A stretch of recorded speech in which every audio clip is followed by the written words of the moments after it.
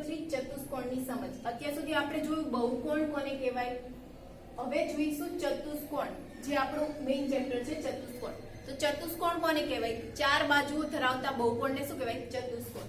તો ચાર બાજુ ધરાવતા બહુકોણને ચતુષ્કોણ કહે છે। ચતુષ્કોણને શિરોબિંદુ કેટલા હોય? આપણે આગળ જોયું હતું કેટલા શિરોબિંદુ હોય? ચાર શિરોબિંદુ। તો ચાર શિરોબિંદુઓ A B C અને D, આપણે અહીંયા ABCD લીધું, તમે કોઈ પણ ચાર લઈ શકો, દ્વારા બનતા ચાર રેખાખંડથી ચતુષ્કોણ ABCD બને છે। અહીંયા ચાર શિરોબિંદુ લીધા છે A B C અને D, બધાને ક્રમમાં જોડી દઈએ તો જે ચાર રેખાખંડોથી આકૃતિ બને છે એને શું કહેવાય? ચતુષ્કોણ। એ જ રીતે A B C D, બીજી આકૃતિમાં પણ ચાર શિરોબિંદુ લીધા છે, ચારેયને ક્રમમાં જોડી દઈએ A B B C C D અને D, તો જે આકૃતિ બને છે, બહુકોણ બને છે એને શું કહેવાય? ચતુષ્કોણ। હવે ચતુષ્કોણને અંગો કેટલા હોય? તો ચતુષ્કોણને ચાર બાજુઓ છે, શિરોબિંદુ ચાર લીધા A B C D, એટલે ચાર બાજુ, ચાર શિરોબિંદુ અને બે વિકર્ણ, વિકર્ણ AC અને વિકર્ણ BD, એટલે એમ કુલ કેટલા અંગો હોય? 10 વિકર્ણો, 10 અંગો હોય। તો ચતુષ્કોણને ચાર બાજુ, ચાર ખૂણા અને બે વિકર્ણ, એમ કુલ 10 અંગો હોય છે। ચતુષ્કોણ ABCD માં ચાર બાજુ, આપણે અંગોમાં શું કહ્યું? ચાર બાજુ, ચાર ખૂણા અને બે વિકર્ણ હોય। તો ચાર બાજુ કઈ છે? રેખાખંડ AB, રેખાખંડ BC, રેખાખંડ CD અને રેખાખંડ AD। તો ચાર બાજુ રેખાખંડ AB, રેખાખંડ BC, રેખાખંડ CD અને રેખાખંડ AD, ચાર બાજુ થઈ। ચાર ખૂણા, ચાર ખૂણા કયા થશે? ખૂણો A, ખૂણો B, ખૂણો C અને ખૂણો D। તો ચાર ખૂણા, ખૂણો A, ખૂણો B, ખૂણો C અને ખૂણો D। વિકર્ણ, તો વિકર્ણ કયા છે? AC અને BD, વિકર્ણ રેખાખંડ AC અને રેખાખંડ BD, આ થયા ચતુષ્કોણના અંગો। હવે ચતુષ્કોણમાં બાજુ જોઈએ તો પાસ પાસેની બાજુ અને સામસામેની બાજુ કોને કહેવાય એ જોઈએ। તો રેખાખંડ AB અને BC છે, અહીંયા જોઈએ રેખાખંડ AB અને BC બંનેનું સામાન્ય શિરોબિંદુ B છે। તો એક રેખાખંડનું શિરોબિંદુ જ્યાં પૂરું થાય ત્યાંથી જ બીજો રેખાખંડ ચાલુ થતો હોય, તો એ બંને બાજુઓને શું કહેવાય? પાસ પાસેની બાજુઓ। તો પાસ પાસેની બાજુઓની જોડ લખીએ તો AB અને BC। બીજી જોડ કઈ થશે? BC અને CD, BC અને CD। ત્રીજી કઈ થશે? CD અને AD, અને ચોથી જોડ થશે AB અને AD। આ થઈ પાસ પાસેની બાજુ। હવે પાસ પાસેના ખૂણા, તો રેખાખંડ AB છે એના બંને શિરોબિંદુ પરના જે ખૂણા બને છે, બંને શિરોબિંદુ પર, એ બંને ખૂણાને શું કહેવાય? પાસ પાસેના ખૂણા। એટલે ખૂણા A ની પાસેનો ખૂણો B, B ની પાસેનો C, C ની પાસેનો ખૂણો D અને D ની પાસેનો ખૂણો A। તો પાસ પાસેના ખૂણામાં પહેલી જોડ આવશે ખૂણો A અને ખૂણો B, બીજું છે ખૂણો B અને ખૂણો C, ત્રીજી જોડ આવશે ખૂણો C અને ખૂણો D, અને ચોથી જોડ છે ખૂણો D અને ખૂણો A। આ થયા પાસ પાસેના ખૂણા। હવે જોઈએ સામસામેના ખૂણા। તો એક રેખાખંડના બંને શિરોબિંદુ પર ના હોય તેવા ખૂણા, રેખાખંડ AB લઈએ તો A અને B પાસ પાસેના થયા, A અને D એ પણ પાસ પાસેના થયા। તો A સિવાયનો ખૂણો, ખૂણો A અને ખૂણો C, તો સામસામેના ખૂણા શું થશે? ખૂણો A અને ખૂણો C। બીજી એક જોડ મળશે, ખૂણા B ની સામેનો ખૂણો કયો છે? ખૂણો D, તો ખૂણા B અને ખૂણો D એ પણ કેવા થશે? સામસામેના ખૂણા।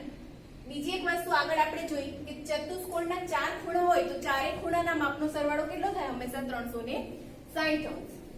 હવે જોઈશું આપણે ચતુષ્કોણના પ્રકાર। તો ચતુષ્કોણના પ્રકાર આપણે ક્રમ વાઇઝ જોઈએ। પહેલું છે સમલંબ ચતુષ્કોણ। તો સમલંબ ચતુષ્કોણ કોને કહેવાય? તો તો જે ચતુષ્કોણમાં સામસામેની બાજુની કોઈ પણ એક જોડ સમાંતર હોય, અહીંયા જોઈએ ABCD ચતુષ્કોણ આપણે લીધો છે, તો AB અને CD બંને રેખાખંડ બાજુઓ જે છે એ કેવા છે? સમાંતર છે. તો એ જે ચતુષ્કોણ થયો એ કેવો ચતુષ્કોણ છે? સમલંબ ચતુષ્કોણ.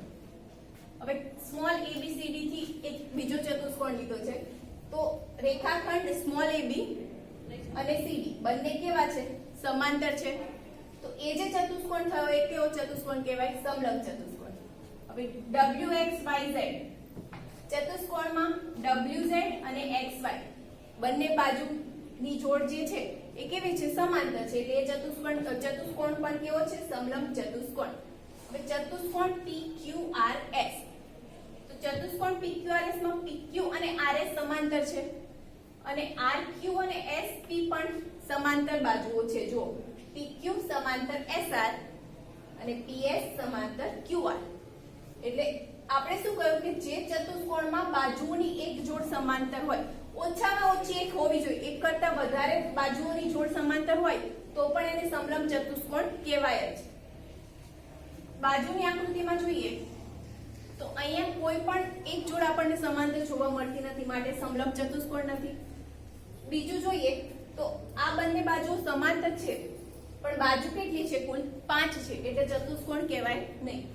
નેક્સ્ટ આકૃતિમાં પણ સામસામેની કોઈ પણ બાજુઓની જોડ સમાંતર નથી, એટલે સમલંબ ચતુષ્કોણ નથી. સમલંબ ચતુષ્કોણમાં આપણે જોયું કે AB અને CD સામસામેની બાજુઓ છે, બંને કેવી છે? સમાંતર છે અને સામસામેના ખૂણા પાસેના ખૂણા, ખૂણો A અને ખૂણો D બંને કેવા છે? પૂરક. પૂરકનો મતલબ કે બંને ખૂણાના માપનો સરવાળો કેટલો થવાનો? 180.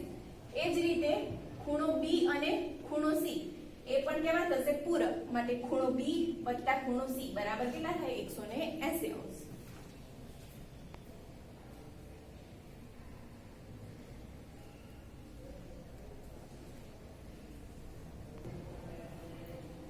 ચતુષ્કોણના પ્રકારમાં બીજો પ્રકાર છે પતંગ અથવા તો પતંગાકાર ચતુષ્કોણ. તો પતંગાકાર ચતુષ્કોણ કોને કહેવાય? સમલંબ ચતુષ્કોણમાં જોયું આપણે કે સામસામેની કોઈ પણ એક બાજુની જોડ સમાંતર હોય અને પતંગાકારમાં શું હશે? કોઈ પણ બે પાસેની જોડ લઈ લો. અહીંયા લીધું AB અને AD. એ જ રીતે પાસેની બીજી જોડ BC અને CD. બંનેની લંબાઈ કેવી હશે? સરખી. AB અને AD બંનેની સરખી હશે. BC અને AD, BC અને CD એ બંનેની સરખી હશે. અહીંયા આપણે નિશાની કરેલી છે. AB AD સરખી છે, BC અને CD ની લંબાઈ સરખી છે. તો પતંગાકાર ચતુષ્કોણ કોને કહેવાય? જે ચતુષ્કોણમાં પાસેની બાજુઓની ફક્ત બે જોડ સમાન લંબાઈ હોય તો તેને પતંગાકાર ચતુષ્કોણ કહેવાય. તો આકૃતિમાં આપણે જોયું કે ચતુષ્કોણ ABCD માં AB બરાબર AD બંનેની લંબાઈ કેવી છે? સરખી અને BC બરાબર CD. તો આ બાજુ BC અને CD બંનેની લંબાઈ પણ કેવી છે? સરખી છે. તેથી ચતુષ્કોણ ABCD કેવો ચતુષ્કોણ કહેવાય? પતંગાકાર ચતુષ્કોણ. હવે પતંગાકાર ચતુષ્કોણના વિકર્ણ, તો વિકર્ણ કયો છે? AC અને BD. તો આપણે જોઈ શકીએ છીએ કે વિકર્ણો પરસ્પર કાટખૂણે દુભાગે છે. આકૃતિ પરથી જોઈ શકાય કે આ બંને વિકર્ણો છે કાટખૂણો બનાવે છે, માટે લંબરૂપી દુભાગે છે અથવા તો કાટખૂણે દુભાગે છે. બીજી વસ્તુ કે વિકર્ણ BD છે એનું વિકર્ણ AC બે સરખા ભાગમાં, બંને સરખા ભાગ છે. અહીંયા ધારો કે O નામ આપી દઈએ તો OB અને OD બંને ભાગ સરખા થાય છે. એનો મતલબ કે બે વિકર્ણો પૈકી એક વિકર્ણ દુભાગેનો મતલબ બે સરખા ભાગ કરે છે. હવે એના ખૂણા જોઈએ તો ખૂણો B અને D બંનેના માપ કેવા થશે? સરખા. તો જો આપેલ પતંગાકાર ચતુષ્કોણ ABCD માં ખૂણો B બરાબર D બંનેના માપ કેવા થશે? સરખા.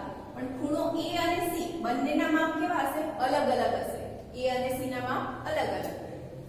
બે જે સરખી બાજુઓ છે AB અને AD એ બંને વચ્ચે બનતો ખૂણો અને બીજી જોડ છે BC અને CD એનાથી બનતો ખૂણો એ બંને અલગ હશે. એ સિવાયના બે ખૂણા કેવા હશે? સરખા હશે. ત્રીજો પ્રકાર છે સમાંતર બાજુ ચતુષ્કોણ. તો સમાંતર બાજુ ચતુષ્કોણ કોને કહેવાય? જે ચતુષ્કોણમાં પાસેની બાજુઓની બંને જોડની બાજુઓ સમાંતર હોય તેને સમાંતર બાજુ ચતુષ્કોણ કહે છે. સમલંબમાં આપણે શું કહ્યું હતું કે સામસામેની બાજુઓની કોઈ એક જ જોડ સમાંતર હોય. અહીંયા જોઈએ ABCD ચતુષ્કોણ આપેલો છે આપણને, તો એમાં AB અને CD બંને બાજુ સમાંતર છે, BC અને AD એ બાજુ પણ સમાંતર છે.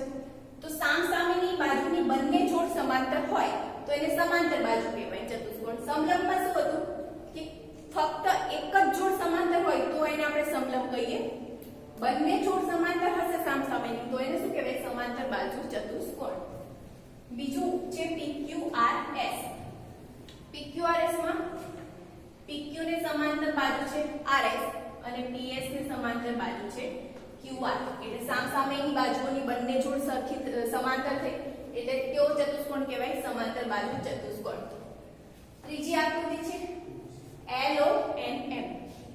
તો એમાં પણ આપણે જોઈ શકીએ કે LM અને ON બંને બાજુ સમાંતર છે, LO અને MN એ બાજુ પણ સમાંતર છે, OL અને MN એ બંને બાજુ સમાંતર બાજુ છે. તો એ ચતુષ્કોણ પણ કેવો છે? સમાંતર બાજુ ચતુષ્કોણ. આપણે જોઈ શકીએ કે સમાંતર બાજુ ચતુષ્કોણ એટલે શું છે? ચોરસ છે. એટલે ચોરસને આપણે સમાંતર બાજુ ચતુષ્કોણ કહી શકીએ.